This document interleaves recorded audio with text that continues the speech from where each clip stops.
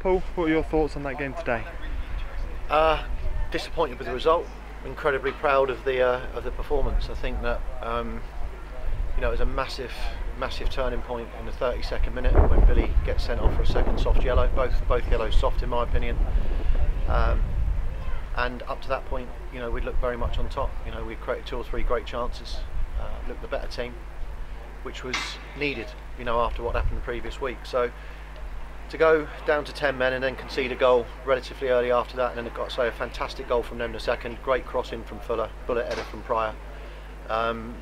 We could have folded, but we didn't, and we stayed in that game. And as I said, the players, if you know how hard it is to play against 11 good players as well, because Dorking are a good side, then yeah, I'm nothing more than proud of the team in there. Just told them that. Brilliant goal from Tommy Wright gives us some hope. With what 12 minutes to go, and then we went for it in the last sort of couple of minutes. We changed the shape and stuck 3 up, and just hoping that something would drop. But obviously Dorking did what they did as soon as we opened the space up. That's what they do. Briggs ball into, I think, McManus, good goal. So very proud of the effort. Disappointed with the result, but as I said, it's that's the halfway point now. I think we're in eighth place with all the injuries we've had and the problems we've had this season. We get a 3-week break now, and that's our 3 weeks to now try and get people back fit, proper match fit, and we give it a go in the second half of the season, and I'm looking forward to it. You mentioned there fantastic work ethic from the team and legs running around. How important was that to see today? I think important for all the crowd to see it. It was important for us as staff to see it, but you could see the whole ground drop when Billy got sent off. There was a great crowd here today, willing us on. I've got to say they really stuck with us. And it was just disappointing because I think if that had been an 11v11 game, I think it would have been a very, very good game of football that people would have enjoyed. And a couple of big chances before that red card as well that were missed. The red card was a big turning point. Is the sort of disciplinary of the side something you're looking at? 100%. Yeah, that's our 5th sending off of the season, which is unacceptable. But they're individually poor decisions as well. Paul Rooney twice, to do the same thing twice. Billy knowing after he's slide tackled in the first for his first book and can't then go to ground on his second. So, we're not going to crucify players, but everyone knows in there what's required and the discipline that's needed. And like I said, I can't. It's difficult when individuals are on that pitch. They make individual decisions, but as a group in there, it's hard to criticise your teammate straight after a game. But Billy knows. He doesn't need to be told. He's an experienced player. But Billy's job in the next 20 games is to get this club as close as we can to that top 7, and that's all we're going to concentrate on. Some moments of magic today as well with that Tommy Wright goal. I think Tommy Wright was absolutely sensational, as was James Roberts. I thought the front two, again having to work so hard against, with 10 men. I thought the 2 of them together were brilliant. Wrighty capped it with a great goal, but he could have capped it with 2 great goals because, again, he made the chance for himself in the first half. It was 0-0, I think, at that point, from memory.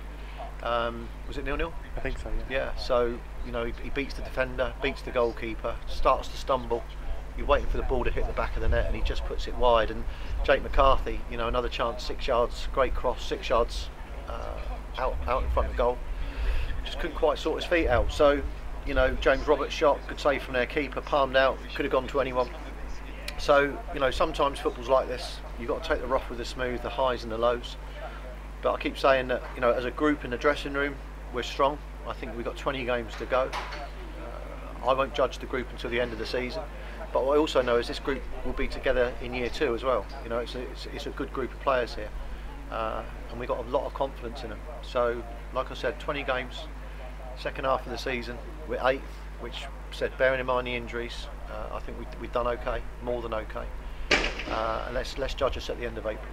Is it going to be the home form you're looking at improving mostly in those 20 games? I think we're top of the away form league, probably near the bottom of the home form league, which is crazy. But yeah, it's clearly something that we've spoken about. It's disappointing, there's no doubt about that. But only the players and ourselves can change it. And say football's got a habit of changing quickly. Our strikers need to start scoring regularly. If Roberts and Wright and Wally and Rennes and Baggy start firing, that would help. Because we create a lot of chances, at home especially, we've created a lot of chances. But we are where we are at the minute. Like I said, I'm still very confident of the group. I think that's an important message to get out there. There's going to be criticism at the moment of what's happened only in this last you know, last Sunday, and not hope not today, but that's football. You know, you've got to take the rough with the smooth, and there'll be criticisms. But I think we know in there what we're up to and what we're going to try and do, which is getting those playoffs. And a little break now until Billericay. Has that come at a good time? Yeah. I mean, you know, we've played 3 games in 6 days. You know, Dorking didn't play on Tuesday before they played us. Hemel didn't play on the Saturday before they played us. So we played against teams that were fresh. You know, we've had 3 and 6. I've got to say, I thought the energy and the freshness in the group, you know, it showed today that they're a very, very fit group. So we get a 3-week break to get people back to full fitness. You know, we've got a big injury list, and they'll come back. And like I said, we could only name 14 on the bench today, and 3 of those were strikers. It was only 4 weeks ago I was saying to you we had no strikers on the bench and it was all defenders. Well, now we've got no defenders. So we're obviously looking to bring a defender in. We've been looking for the last 3 or 4 weeks to bring a centre half in. I think you can only do that when the right one comes up. I'm not just going to go in and get anyone.